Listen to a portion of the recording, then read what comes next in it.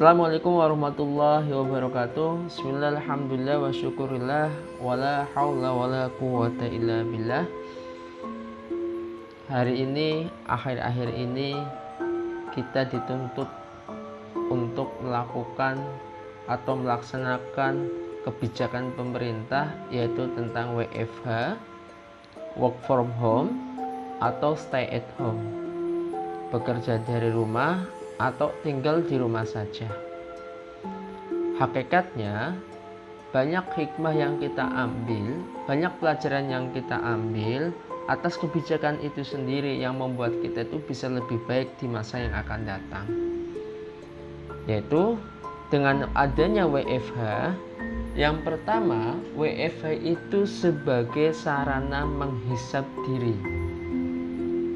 Yang kedua, dengan adanya WFH sebagai sarana untuk kita semakin dekat dengan Allah. Yang ketiga, dengan adanya WFH sebagai sarana mengajarkan pola hidup bersih dan sehat. Nanti semuanya akan kita bahas satu persatu. Yang keempat, dengan adanya WFH itu tentunya sebagai sarana mengoptimalkan ilmu dan iman kita. Yang kelima, WFH itu sebagai kunci sukses. Maka ini yang keenam, bisa dikatakan poin yang terakhir yang saya sampaikan, WFH sebagai sarana kita bertemu dengan keluarga. Tadi yang pertama saya menyampaikan WFH itu sebagai sarana untuk menghisap diri kita sendiri. Karena kata-kata menghisap itu berarti maknanya perhitungan, menghitung. Apa yang kita hitung yaitu kebaikan dan kesalahan kita, terutama kesalahan kita selama ini yang kita lakukan. Waktu yang Allah berikan pada kita, apakah waktu yang sia-sia atau waktu yang produktif, atau waktu yang memberikan manfaat bagi semua umat, semua orang, atau waktu yang hanya memberikan manfaat pada diri sendiri saja. Waktu yang memiliki investasi untuk jangka panjang, kebaikan jangka panjang dan hasil jangka panjang, atau waktu yang mempunyai relevansi jangka pendek. Padahal tentang sarana menghisap diri itu sudah disampaikan. Kalau nggak salah itu surat Al-Hasr ayat 18. Di surat Al-Hasr ayat 18. Ya ayyuhalladzina amanu taqullah wal tandur nasumma qaddamat liqad wattaqullah innallaha khabirum bima ta'malun. Hai orang-orang yang beriman, bertakwalah kepada Allah, dan hendaklah setiap diri memperhatikan apa yang telah diperbuatnya untuk hari esok harinya, dan bertakwalah kepada Allah. Sesungguhnya Allah mengetahui apa yang kamu kerjakan. Dalam hal ini tentunya kita dalam adanya WFH kita dituntut untuk introspeksi diri, apa yang sudah kita lakukan, apakah itu bermanfaat atau belum, apakah itu sudah memiliki akses secara global untuk semua orang atau tidak ada sama sekali, seperti yang saya sampaikan di awal. Itu WFH yang pertama manfaatnya sebagai sarana menghisap diri. Yang kedua, WFH sebagai sarana untuk kita semakin dekat dengan Allah. Justru dengan adanya WFH, kita akan semakin banyak merenung. Merenung itu komunikasi, pasti adanya komunikasi antara akal kita dan hati kita. Dan ketika kita banyak merenung, hati kita selalu mengarahkan pada sebuah kebaikan. Hal ini sudah dicontohkan oleh para pendahulu kita.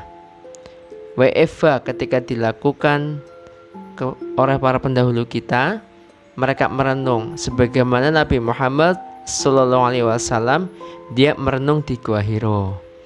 Sebagaimana Nabi Musa, dia merenung di Bukit Tur Turus Sina. Ketika Nabi Khidir, dia banyak merenung di mana di antara dua tempat, daratan dan lautan, aliasnya di tepi pantai. Nabi Yunus merenung, di mana Nabi Yunus merenung? Ada di perut ikan. Dan begitu pula Nabi Ibrahim, di mana beliau merenung? Nabi Ibrahim alaihissalam merenung ketika di tengah hutan. Apakah ada maknanya perenungan mereka, para pendahulu kita? Ada sekali maknanya. Mereka mendapatkan risalah, mereka mendapatkan kenaikan pangkat, mereka mendapatkan wahyu. Nah, dengan adanya WFH, dengan adanya kebijakan pemerintah hari ini, tentunya kita akan semakin banyak merenung. Harapannya kita bisa memperbaiki diri kita. Kita bisa semakin dekat dengan Allah. Karena ada konsep man arufa nafsah faqad arufa rabbah. Barang siapa yang mengenal diri sendiri, maka akan kenal dengan Tuhannya masing-masing, akan kenal dengan Tuhannya. Ini manfaat dari WFH. Ketika kita ada di rumah, lebih banyak merenung dan kita semakin dekat dengan Allah. Yang ketiga, dengan adanya WFH, maka kita akan berlatih pola hidup bersih dan sehat, atau pola hidup sehat dan bersih. Banyak orang mengatakan tentang PHBS. Kenapa? Karena kalau kita lebih banyak WFH, tentunya banyak hal yang kita perhatikan dengan kebersihan yang ada dalam diri kita. Pikiran kita akan lebih banyak fokus pada diri kita, fokus pada rumah kita, fokus dengan pola hidup kita. Karena Allah itu mencintai orang-orang yang mensucikan diri, membersihkan diri. Innallaha yuhibbut tawwabin wa yuhibbul mutatahhirin. Allah itu mencintai siapa yang dicintai, mereka yang suka bertobat dan mensucikan diri. Makna suci di sini, suci secara lahir dan secara batin. Secara lahir terkait dengan apa yang kita pakai, rumah kita, ya, itu secara lahir. Secara batin tentang hati kita, yaitu sudah saya sampaikan konsep WFH yang di awal. Kita merenung, kita semakin dekat dengan Allah, maka tentunya bisa mensucikan diri. Kenapa WFH itu lama? Ya, karena itu akan membuat PHBS semakin menjadi budaya kita. Ada makalah al-adatu al-muhakkamah. Adat itu bisa menjadi hukum.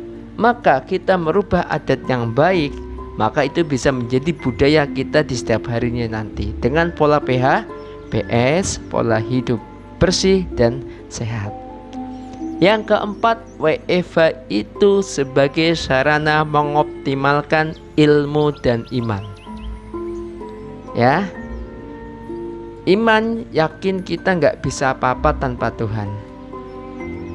Ilmu kita optimalkan dengan cara berusaha mencari solusi. Maksudnya apa? Dengan adanya WFH kita akan semakin berpikir bahwa selama apa yang kita lakukan, perbuatan yang kita kerjakan, tiba-tiba ekonominya runtuh, tiba-tiba kegiatan yang sudah direncanakan hancur, tiba-tiba meeting yang harus kita laksanakan dipending, sejatinya akal pikiran kita tidak bisa menjangkaunya apa yang akan terjadi di masa yang akan datang kalau Tuhan menentukan yang lain. Maka iman kita akan diuji di situ. Karena kita tidak bisa apa-apa tanpa Tuhan.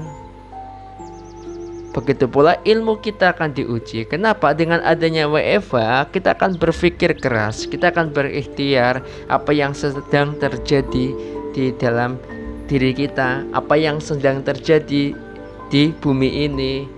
Maka para mereka yang punya ilmu, tim medis, siapapun, mereka berpikir keras untuk mencari solusi.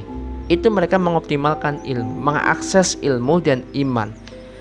Kenapa ilmu dan iman yang diakses? Tentunya kalau keduanya diakses, maka orang itu derajatnya akan semakin naik. Karena ada konsep dalam firman Allah, yarfa'illahu alladhina amanu minkum walladhina utul ilma darajat. Dengan arti Prinsipnya Allah itu akan menaikkan derajat hambanya, menaikkan derajat manusia kalau mengoptimalkan dua hal, yaitu ilmu dan iman. Disitulah dengan adanya WFH kita dituntut mengoptimalkan iman, mengoptimalkan ilmu pula.